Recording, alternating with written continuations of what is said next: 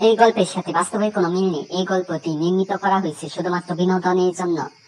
এই গল্পের সাথে আমরা ভেসে যাব এক কাল্পনিক জগতে, যেখানে প্রান্তিক ও অভি তারা একে অপরে কিভাবে পরিপূরক হবে এবং ছেলে ও মেয়ের মাঝে নয়, বরং ছেলে ও ছেলের মাঝে একটা সম্পর্ক হতে পারে সেটা জানতে পারবো। তাদের এই সম্পর্ক পরিবার ও সমাজের চোখে নিষিদ্ধ হওয়া সত্ত্বেও তারা একে অপরে কিভাবে পাশে দাঁড়াবে এবং তাদের সম্পর্ক ভেঙে ফেলার জন্য পরিবার ও সমাজের বিরোধিতা পদক্ষেপ তাও জানতে পারবো। শুধু ভালোবাসা দিয়ে পৃথিবীর আপনজনকে ঠিক করা যায় তাও জানতে পারবো।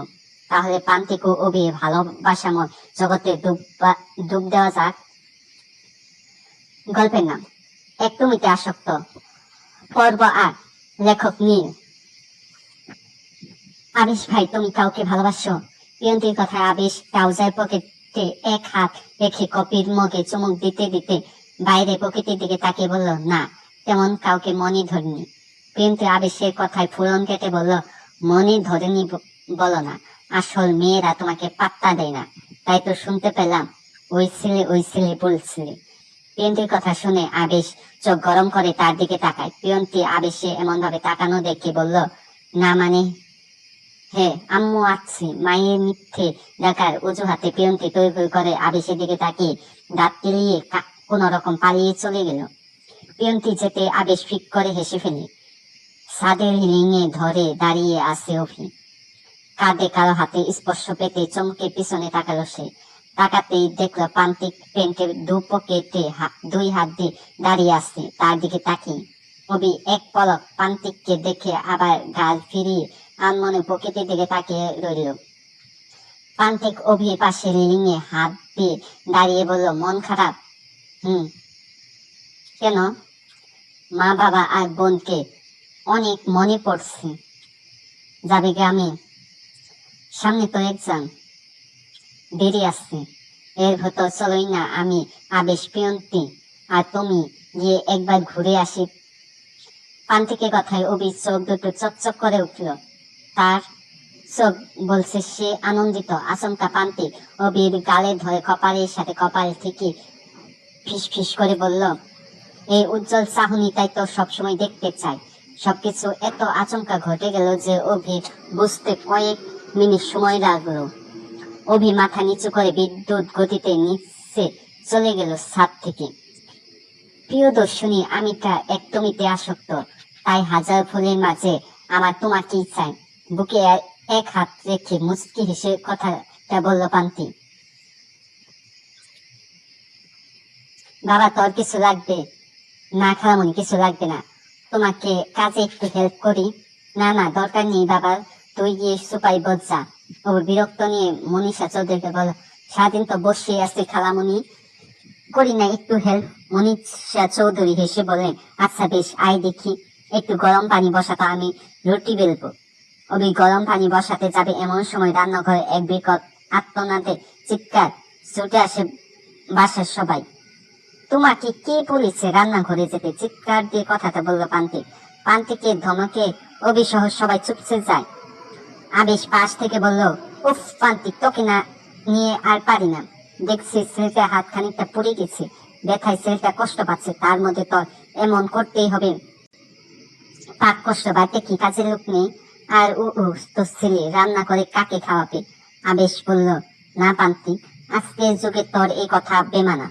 মনীষা চৌধুরী রেগে বললেন, প্রান্তিকের তো সবকিছুতে আবার বাড়াবাড়ি। ছেলেটা কত কষ্ট পাচ্ছে, ইস।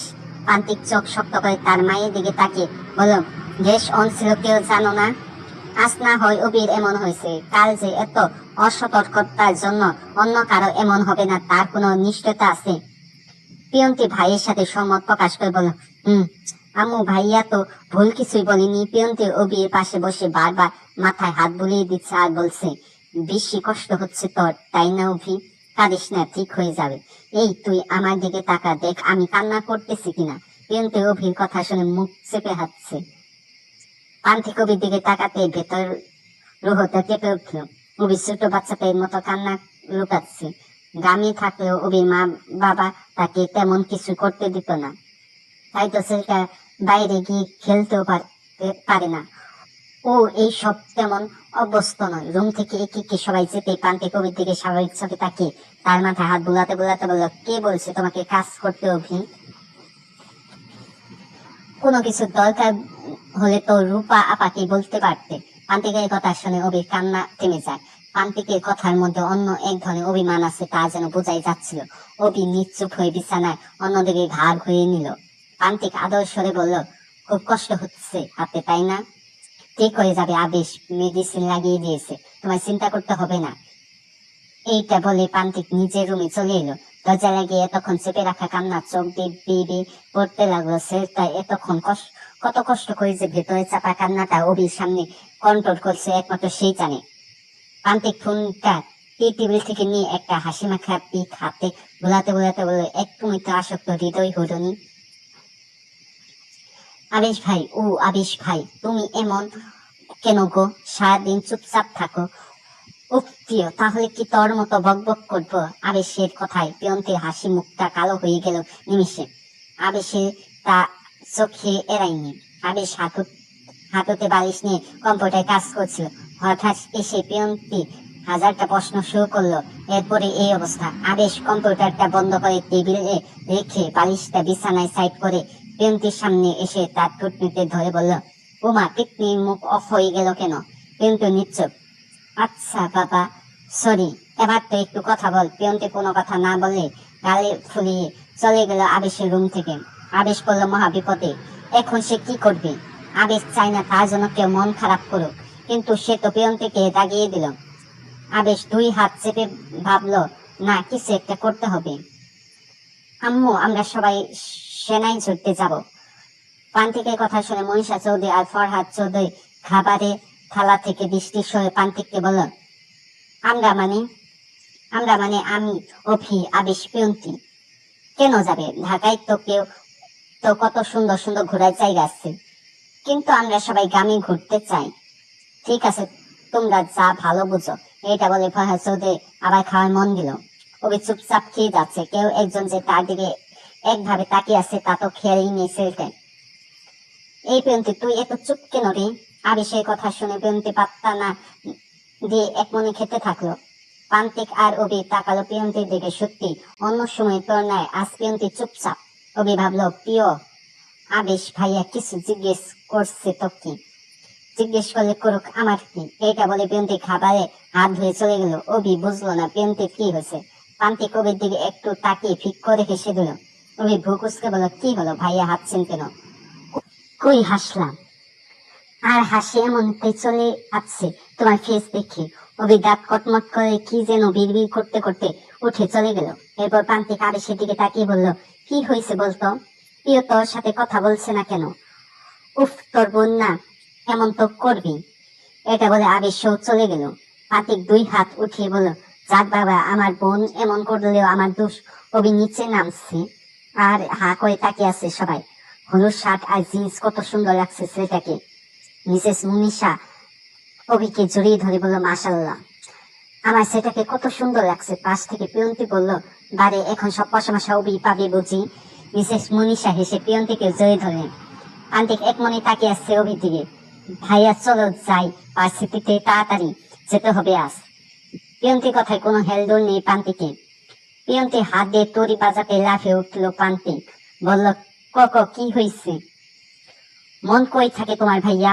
তোর ওই ভাইয়ের কাছে। কথাটা এতটাই চাপা ভাবে বলল প্রান্তিক যে কারো কানে গেল না। প্রিয়ন্তী প্রান্তিকের মিনমিনানোর কথা না বুঝে বলল, ভাইয়া কিছু বলনি? কই না তো, চল। এই তোমাকে না বলছি তোকে এইসব না দিতে। মেয়েদেরকে পাগল করা ইচ্ছে জেগেছে পাখি। মানে কি বলছেন ভাইয়া? অভি ভীতভাবে বলতেও প্রান্তিকের রাগ একটু দমে যায়নি।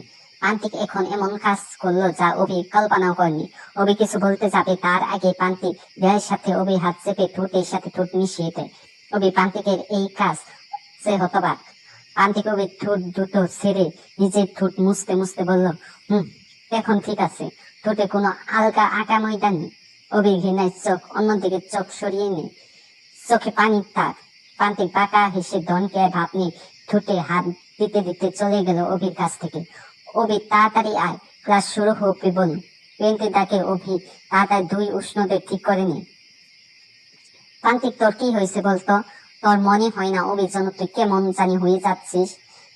সবাই এমনটাই তো কথা ছিল, তাই না? তাই বলে প্রান্তিক সবাইকে কিছু বলতে না দিয়ে বলল, অভির সময় প্রয়োজন, তাই এখনো পিছিয়ে আসছি আমি। এইটা বলে প্রান্তিক ফোন টিপাই নজর দিল। সবাই একটা গোপন নিঃশ্বাস ফেলল।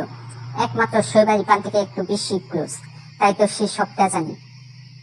লাইব্রেরিতে বসে বসে বই পড়ছে অভি। প্রান্তিক গেছে ক্যাম্পে। হঠাৎ একটা ছেলে এসে বলল, এই, আর ইউ নিউ?